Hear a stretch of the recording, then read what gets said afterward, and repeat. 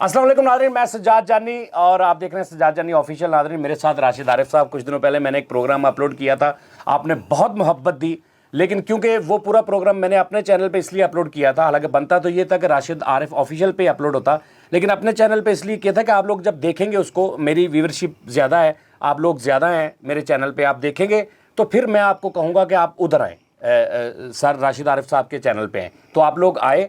1000 subscriber का मैंने कहा था, आपने पूरा कर दिया। अभी एक वीडियो उधर मैंने अपलोड की है, आप प्लीज़ वो जाएं। इस वीडियो के नीचे इनके चैनल का लिंक भी है, वहाँ पे जाएं, उसको सब्सक्राइब करें, लाइक करें, शेयर करें और उस जो वीडियो है उसको पूरा देखें ताकि हमारा वॉच टाइम पूरा हो और हमारा चैनल जो है राशिद आरिफ ऑफिशियल वो जो है ना मोनेटाइज हो और हर तरह से हम मोहब्बत इनको दें।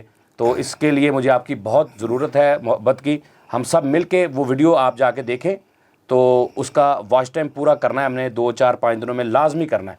और फिर इंशाअल्लाह ताला जब वॉच टाइम पूरा आएगा, पहली ऐड लगेगी, फिर हम एक उसको सेलिब्रेट करेंगे। बहुत शुक्रिया आपका, बहुत ख्याल रखिए अपना। अल्लाह हाफिज़।